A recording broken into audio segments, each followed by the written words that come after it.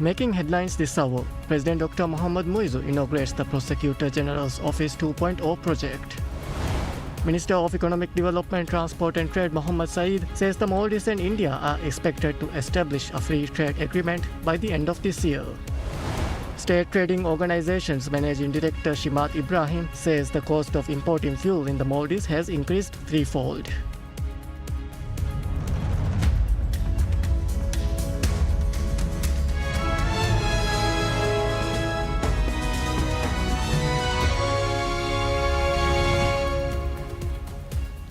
Bismillahirrahmanirrahim. Assalamu alaikum. Welcome to PSM News in English with me, Hafiza Abdul Sattar.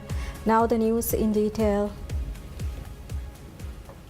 President Dr. Mohammad Muizzu and outgoing SAARC Secretary General MD Ghulam Sarwar discusses strengthening regional cooperation and advancing SAARC's role during a farewell meeting.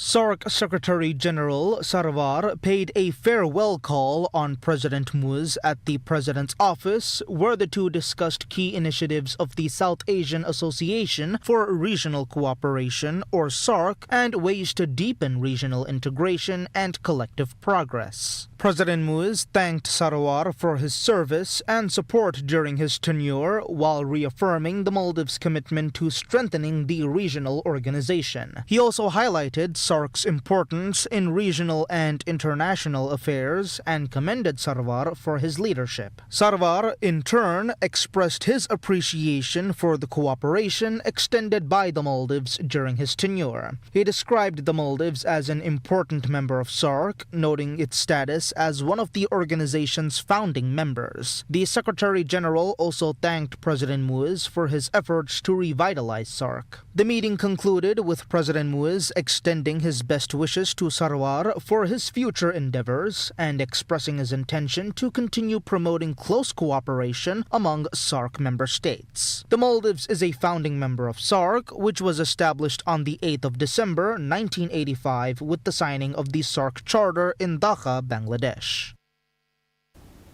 President Dr. Mohammad Muizzu inaugurates the Prosecutor General's Office 2.0 project.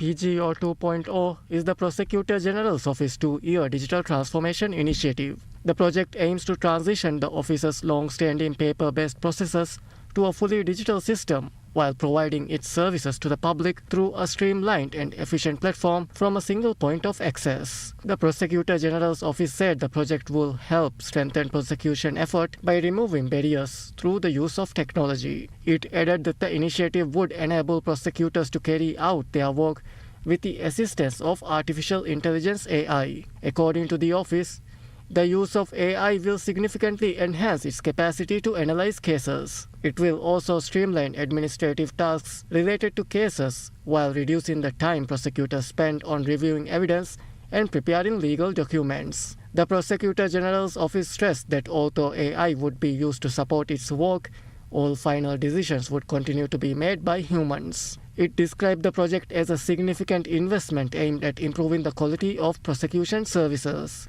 During the ceremony, Chief Justice Abdul Ghani Mohammed launched the Prosecutor General's Office's Academy's Evidence, a Practitioner's Guide, a publication covering the law of evidence. Minister of Economic Development, Transport and Trade Mohammad Saeed launched the office's new website. The ceremony also saw the launch of the Prosecutor General's Office's virtual counter. The service was inaugurated by Minister of Foreign Affairs Irutisham Adam and enables members of the public to access the office's services online without having to visit its physical counters. The Prosecutor General's office also launched a dedicated mobile application called Letung. The application was inaugurated by Attorney General Ahmad Usham. Through the application, users can access all laws, regulations, and principles used in the Maldives' criminal justice system, as well as court decisions and English translations in one place. Minister of Economic Development, Transport and Trade Mohammad Saeed says the Maldives and India are expected to establish a free trade agreement FTA by the end of this year. The minister made the remarks while speaking at the Iqtisad Defara Forum organized by the Economic Ministry. The terms of reference TOR for the agreement was signed in March this year, Minister Said said the government is undertaking important initiatives to create greater economic opportunities for Maldivian youth and integrate the Maldives into the digital economy. In this regard, he noted that the Maldives has begun establishing links with major international platforms and that more than 400 Maldivian businesses have already been listed on platforms such as Alibaba through the Authentic Maldives initiative. He added that one of the key objectives of the bilateral investment treaty currently being negotiated with India is to provide Maldivian youth with access to India's large market for their products. Said noted that India has made significant advances in the information technology and entertainment sectors, creating substantial opportunity for Maldivian youth developing software and applications. The minister also said that UPI service has now been introduced between the two countries. Describing UPI as a payment system used in advanced economies around the world, he expressed confidence that the FTA would open up significant opportunities before the end of this year. Said also said that projects worth $648 million are currently being undertaken for the development of various resorts under different agreements between the two countries. The proposed Maldives-India FTA aims to expand trade opportunities and establish a comprehensive framework for strengthening economic ties between the two countries.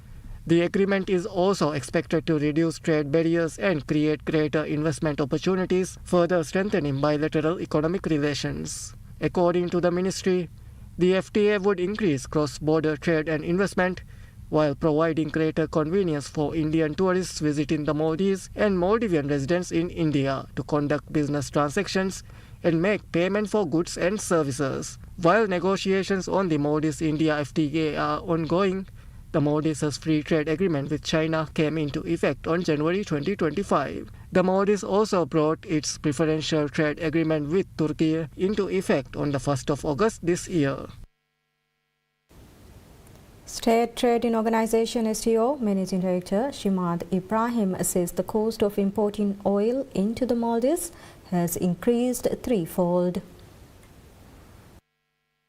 Speaking at the Iqtisad Forum, Shimad highlighted the factors behind the rising cost of imported goods in the Maldives. He said the biggest factor contributing to the increase in the prices of goods have been higher freight and transportation cost. He noted that this is evident in the operations of MSS, which operates under STO and runs feeder services between Colombo and the Maldives. STO is the Maldives' largest importer of fuel and imports oil for the country from Oman. Shimad said changes in freight cost following the conflict in the Middle East has also significantly affected vessel insurance costs. He explained that although the port in Oman from which fuel is imported to the Maldives is not located in a conflict zone, transporting fuel from the region requires separate war risk insurance coverage. He noted that these factors had contributed to a significant increase in the cost of fuel. He said the largest increase occurred in May and June, when the cost of oil rose threefold.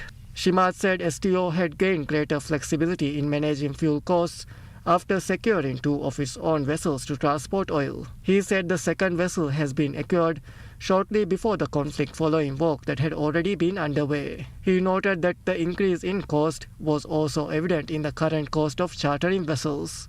As oil prices have increased several folds, countries around the world have also faced the resulting challenges. STO noted that some countries, including several neighboring countries, had been forced to impose limits on fuel sales. However, it said the Maldives had avoided such measures due to government policies. The Bank of Maldives, BML, says it is disbursing an average of $2.7 million in foreign currency per day for card transactions, telegraphic transfers, TTs, and other purposes. Speaking at the Iqtisad Hamamaga panel discussion organized by the Ministry of Economic Development, Transport and Trade, BML's head of brand and marketing strategy, Mohammad Said, said BML's operations are closely linked to the country's economic performance and that any changes to the economy affects the bank. He said the Maldives faces several challenges due to the Russia-Ukraine war and the unrest in the Middle East. Noting that the Maldives is deeply dependent on foreign currency, especially US dollars, Said said the bank prioritizes facilitating access to dollars for the general public and businesses. He said the bank provides $2.7 million per day for card transactions, TTs, and other transactions. So far this year, BML has sold $570 million at the official exchange rate and disbursed $270 million in loans. Said further said BML is providing about $1.2 million per day through its 86 ATMs, with $188 million withdrawn during the first 6 months of this year. This is a significant increase compared to the same period last year. He also recalled figures from around 3 years ago when US withdrawals from ATMs stood at around $600,000 per day. He attributed the rise in USD withdrawals to the establishment of ATMs in the atolls, which has in turn made the service more accessible. Said said in the first 6 months, BML provided $478 million in foreign currency to businesses and individuals. The bank sold $166 million for TT transactions during this period, involving 311,722 remittance transactions. This figure is 20% more than the same period last year, when 261,168 transactions were carried out. Card spending abroad reached $226 million, including both debit and credit cards, up 29% from $175 million in the same period last year. Minister of Health and Family and Welfare Gila Ali says more than $3.89 million was wasted on various health sector projects undertaken by the previous administration. The minister made the remarks while responding to questions from members of the parliament. The minister also shared the latest information with parliamentarians on health sector projects currently being carried out by the government in various parts of the Maldives. Minister Gila said the previous government had initiated numerous health sector projects and released payments to the contractors. However, she said significant losses had been incurred as work on many of the projects had not commenced and was delayed. The minister said that since President Dr. Mohamed Muiz assumed office, the government has been exploring ways to move stalled projects forward. She said contracts for 16 projects on which work had not commenced have been terminated. Minister Gila said more than $3.89 million had been released as advance payments for these projects. Minister Gila said the current government is proceeding with projects once the necessary funding has been secured. In this regard, she noted that work is ongoing to upgrade health centers on various islands and establish laboratories. Although infrastructure development projects in the health sector are ongoing, Minister Gila said the government is also working to establish the necessary systems and human resources to ensure health services are not disrupted while the projects are being carried out and to provide good health services. Parliament accepts an amendment to the Decentralization Act that would allow the government to take land under the jurisdiction of local councils for development projects.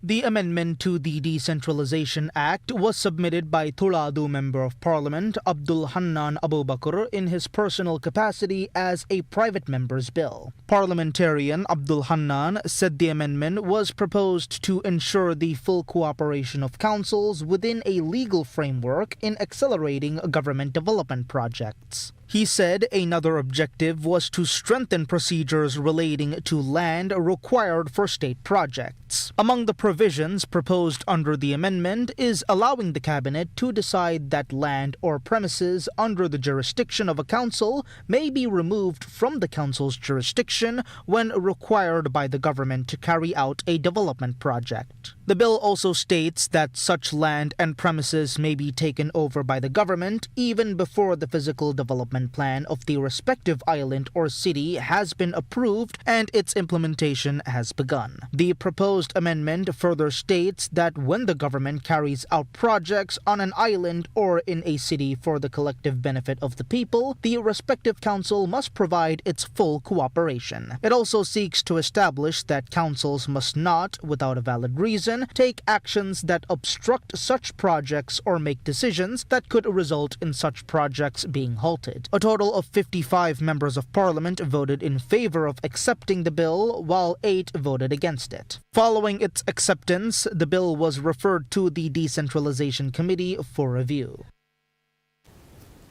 The Ministry of Fisheries, Agriculture and Ocean Resources, together with the Ministry of Climate Change, Environment and Energy, meets with the sea cucumber exporters to discuss the implementation of the non-detriment finding (NDF) for CITES listed amberfish sea cucumber and the requirements for the facilitating its export.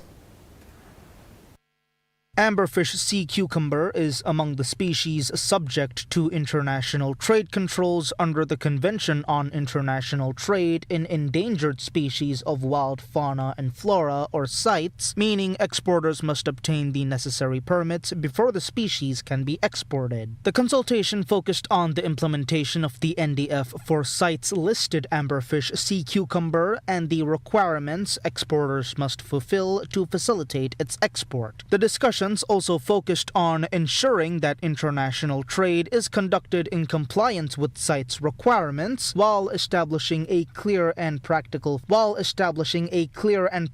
process for exporters and supporting the sustainable management of the resource. The ministries also shared important information with exporters on the requirements and procedures involved in obtaining the necessary permits and licenses for the export of amberfish sea cucumbers. The Maldives Anesthesiologist Association announces the 15th International Congress of Anesthesiologists of SAARC countries is set to be held in the Maldives, marking the first time the country has hosted the event. The event is set to be held in Ukulas in Alif Alif Atoll. Organized alongside the Ministry of Health, Family and Welfare and local hospitals, the conference will run from the 15th to the 16th of August. Over 200 delegates, alongside notable regional and international experts, have registered to discuss clinical advancements and strengthen professional ties. Speaking on Public Service Media's Rajamia the program, Dr. Ahmad Ashraf, Director General of Health Services, underscored the gathering's educational significance. Although offered previously, hosting the Congress was impossible due to an acute doctor shortage, explained Dr. Asad Muhammad Shahid, consultant in anesthesiology at Indira Gandhi Memorial Hospital. A day prior, technical specialists will conduct specialized workshops for 120 doctors across 4 Malay region facilities: critical care at Hulumale Hospital, chronic pain management at Treetop Hospital, airway management at ADK Hospital, and regional anesthesia at Indira Gandhi Memorial Hospital. Health Ministry projections indicate the 2-day event will expand domestic medical capacity, advancing healthcare while driving economic growth.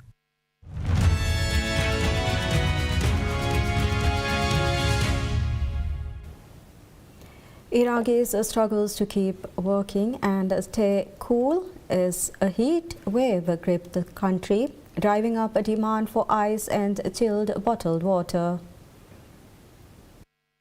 Amr al-Jabri, spokesperson for the Iraqi Meteorological Organization and Seismology, said temperatures rose between 47 and 50 degrees Celsius across most of Iraq, particularly the southern areas. At home in Baghdad, street vendors Juma Khadim sat with his grandchildren, fanning himself before heading out to prepare his chilled bottled drinks. Khadim said he worked from early morning until as late as 10 p.m. buying ice as fast as it melted to keep his drinks cold for customers who stopped in traffic. Ice factory owner Hossein Ali said production rose with the temperature and each of his distributors was taking 20 to 30 blocks a day, though he was struggling with power shortages and high fuel prices. In the southern city of Basra, where temperatures can reach 50 degrees Celsius, resident Kamal Nasser poured water over his head at a drink stall and said people only went out this month when necessary, especially between noon and late afternoon in what locals called the date cooker season. The heat in Iraq came against the backdrop of a broader global trend. In a report released in May, the UN Weather Agency and Britain's Met Office forecast that average global temperatures would reach near record levels in the next 5 years.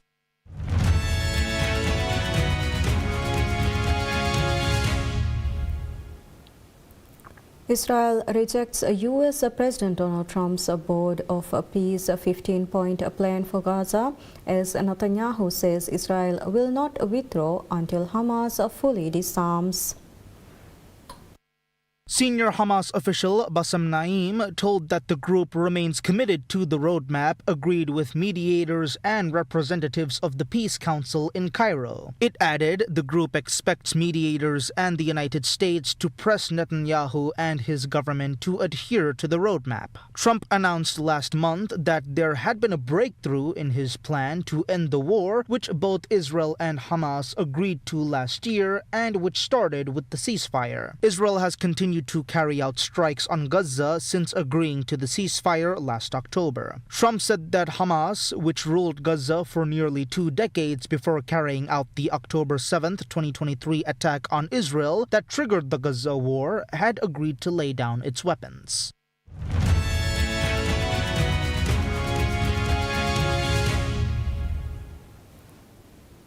Defending champion Ben Sheldon keeps his National Bank Open title defense on track, beating Joao Fonseca 6-3, 7-6 to advance to the quarterfinals.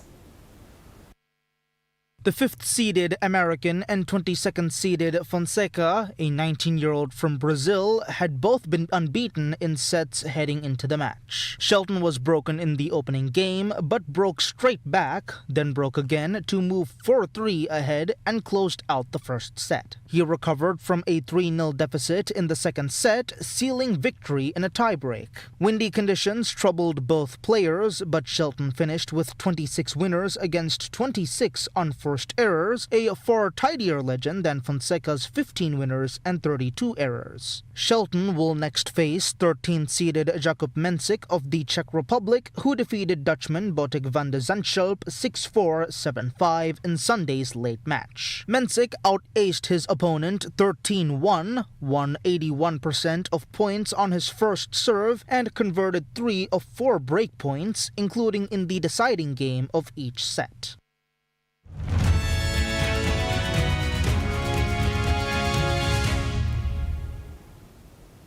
Italy's Carabinieri Cultural Protection Unit says in a statement that they have discovered the wreck of a Roman ship, probably dating from the 2nd to the 1st centuries BC, in waters of Sicily.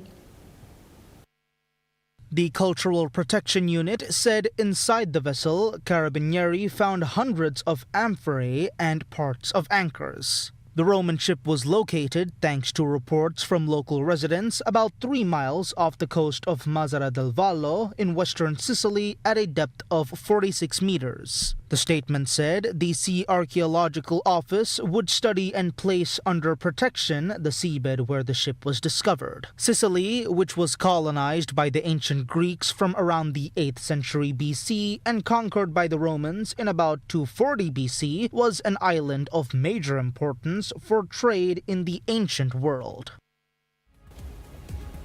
And that's all we have for this hour. Thank you for watching. Wish you all a very pleasant time ahead.